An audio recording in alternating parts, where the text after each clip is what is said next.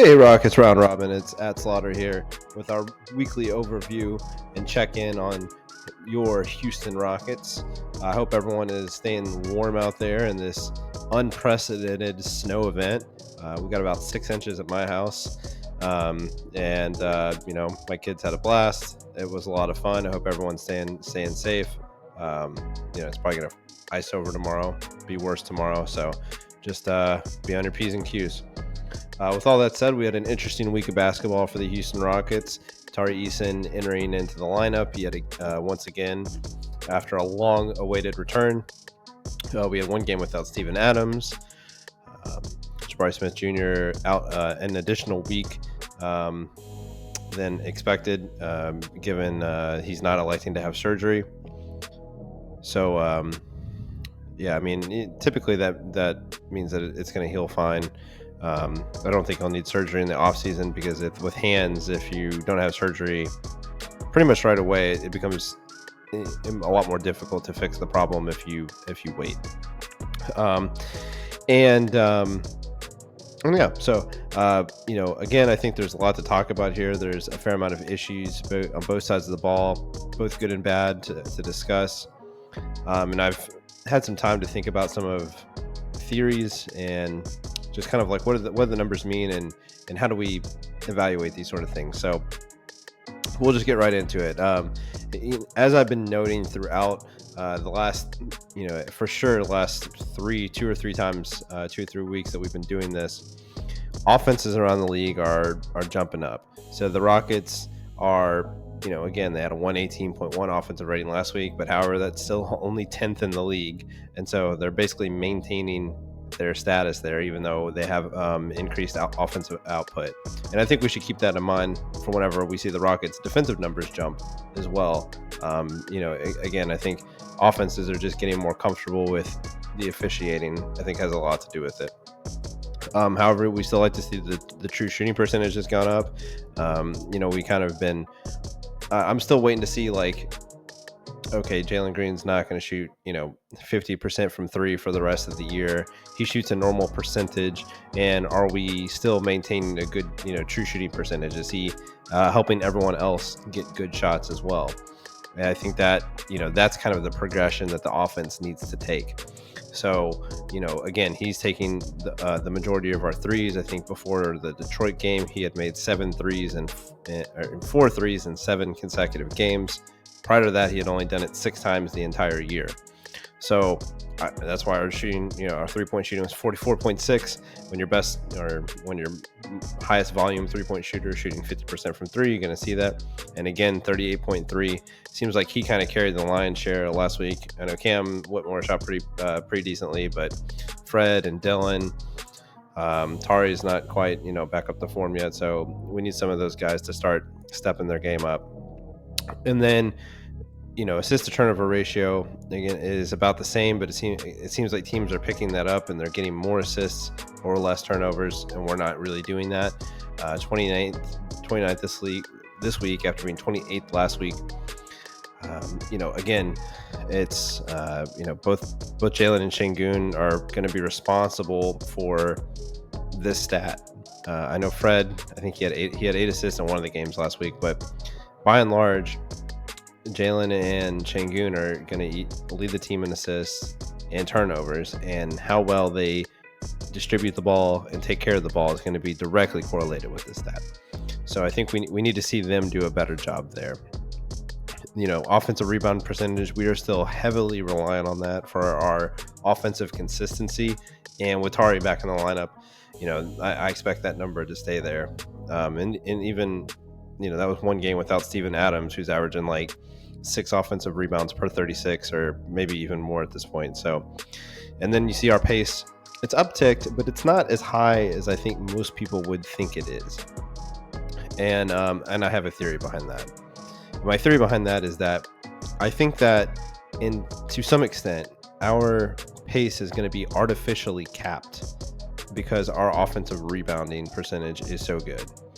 And what I mean by that is if we get 12 offensive rebounds per game, that basically is, at most it's 14 extra seconds, right? But let's say on average, we use 7 or 8 extra seconds. That means we have like 8 30-second, 32-second possessions per game.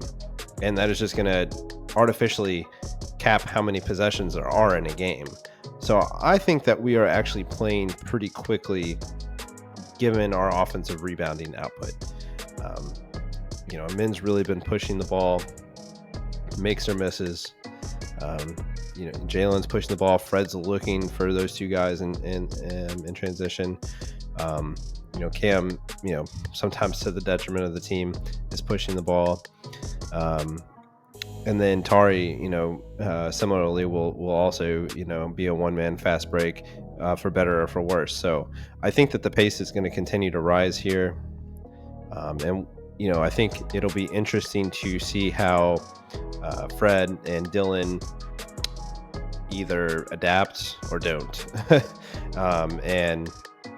We'll see what kind of stylistically wins out here.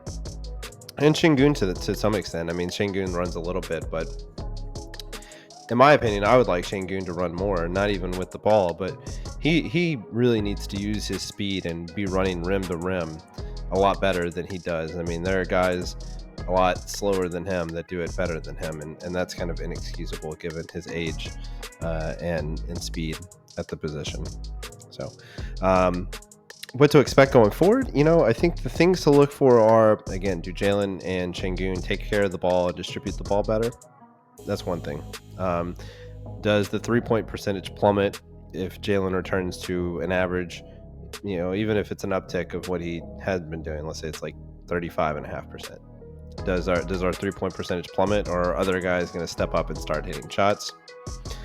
Again, it's a little concerning that the past 2 weeks we've been 2nd and 9th in 3-point shooting, but 15th and 21st in true shooting percentage. Some of that is free throws. A lot of that is not finishing at the rim and not finishing shots we should make. And I think one thing is interesting to figure out is if teams are allowing us to shoot threes because we historically have not been a good shooting team, even with this recent spike, or are we just genuinely missing a lot of shots at the rim after the defenses have overcommitted to our shooting? Those are the types of things I would be looking for. I think to an extent, there's not a lot of teams that can do what Detroit does. Detroit's got athletes to match up with Jalen. Jalen's big thing, his biggest weapon is his speed. He gets around the screen and goes wide, really wide, and bigs can't keep up with that. But Duren is a very mobile big man. Ron Holland and Asar Thompson are excellent at getting over the top and getting back into coverage. So, those are just things that I just don't think other teams are going to be able to do. I think Jalen should still have success. Let's say we have Cleveland next. It's an interesting litmus test. I don't really think they have a guy on the perimeter that's going to match up with him athletically. So with Mobley out, Mobley would have been an interesting litmus test. Is Mobley able to hold on those sorts of pick and rolls or not? And then, as the season progresses, we need to see Jalen have counters to that. We've seen some splitting of the double teams or splitting of the hard hedges whenever the big overcommits. Those are fantastic. Those are elite level plays, and we just need to see some more creativity as the season goes on. And then Şengün's really got to start finishing at the rim. I think that there's a bit of a transition period with him. I mentioned it last week, and I still think that is true. And I'm not sure if it's something that's going to be solved immediately. He still just looks out of place, and we're definitely not catering the offense to him at this point, or we're just running a lot of stuff where he goes one-on-one. So I'm not really sure if it's coaching or if it's personnel or both, but they need to figure it out. There needs to be a happier medium. I mean, he really could average a lot of assists on this team if we did the right thing. So those are the things I would look forward for next week, and see how teams are guarding us, and see what the numbers hold. Defensively here, Like I said, offenses across the board is generally improving. We're doing good holding 3-point frequency. We're leading the league in steals by like a wide margin over the last few weeks. Like we were at 13.4, I think.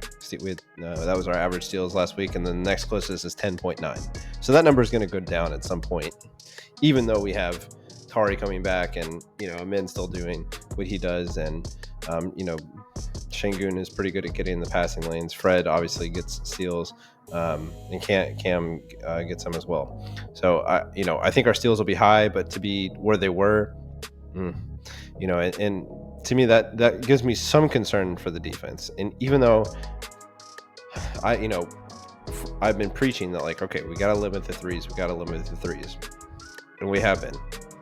And I think that has, even if teams shoot really well in the paint, if you limit the threes, you're just going to limit the highest scores that they're going to reach. Like, you're just not going to see these like 130 point games if teams are only shooting 36 threes per 100 possessions. It's just not going to happen. So I think that they are doing the correct thing, but we've been substantially worse at guarding the basket. And I think that shows 36.4 means, we're forcing teams to go into the paint, and effective field goal percentage, not bad, compared to last week, but 20th, when we're normally 4th, shows that there is a substantial difference in how we're contesting at the rim, whether, we can attribute this to Jabari. I think we've all noticed that Şengün has been having issues. Part of it is we're playing better teams as well. But athletic guys like Duren give him problems. And it's just something he's going to have to overcome. And, until I've always made the claim in particular this year, I think it holds true. There's two things that I think about our defense. And the first is that we've always been a try-hard defense. And so to me, I think our defensive numbers have been are overinflated during the regular season, because we just give a lot of effort. And on a night-to-night basis, that is going to win you a lot of games, and it's going to make your defense look really good. But just like last year, you can only try hard for so long, and you start to dip in production, dip in effort, you just don't have it. It's mentally and physically draining. And it's mentally and physically draining on the old guys. Fred and Dylan dropped off precipitously until the All-Star break. Basically from I would say it happened later this year, but like December until the All-Star break, they were not good. And then they got refreshed, and then they had a good March, right? They had fresh legs, and then we saw it drop again in April. So I think we'll probably have a similar pattern here, that our defense is probably going to lack. But the issue is that, can we be a good defense without having to give 100% effort all the time? That's what makes great defenses, regular season defenses anyway. I think it's good that we're figuring out and knowing how to exert that effort, but just something to keep an eye on. And then the second thing is, given the way that Şengün has to play defense, because he's not a traditional rim protector, he's not going to just play one coverage. He has to play an array of coverages in order to be effective. And that's the best way to use his skill set, to be honest, to get his hands in the passing lanes, to use his speed to hedge and to trap, he can guard a ball handler from time to time, not get cooked. And he's strong enough in the post to be able to guard those things too. So, he's kind of like a Swiss Army knife.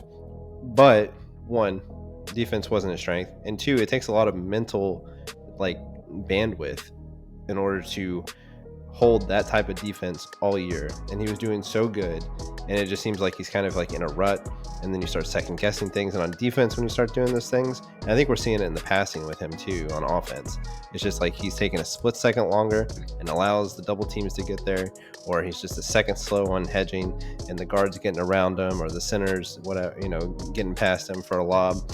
And center's just the most important defensive position still today, even with all the guard play.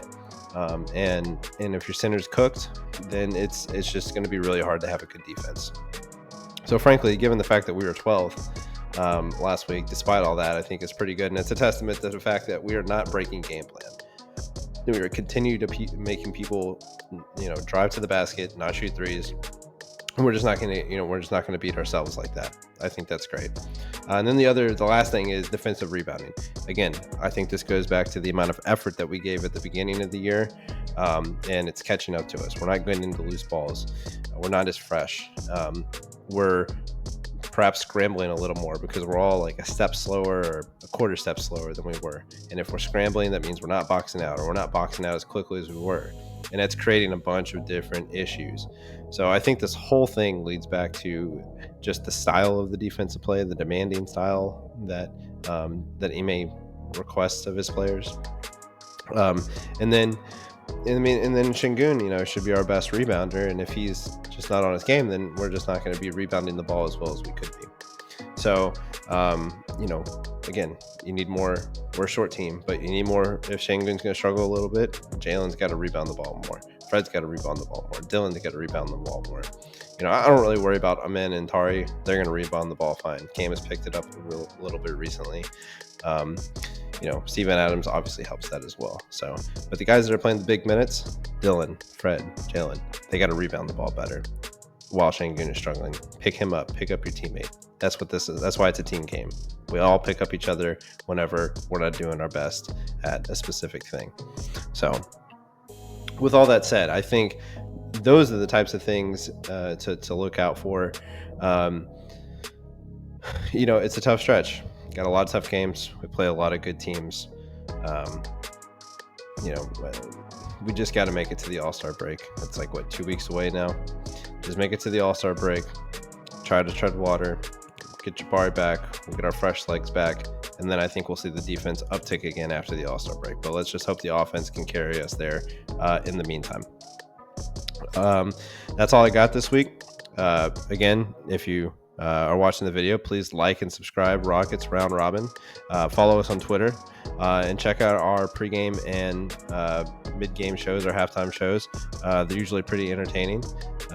We've been loving to see all the new followers, and we just kind of hope to keep growing this thing.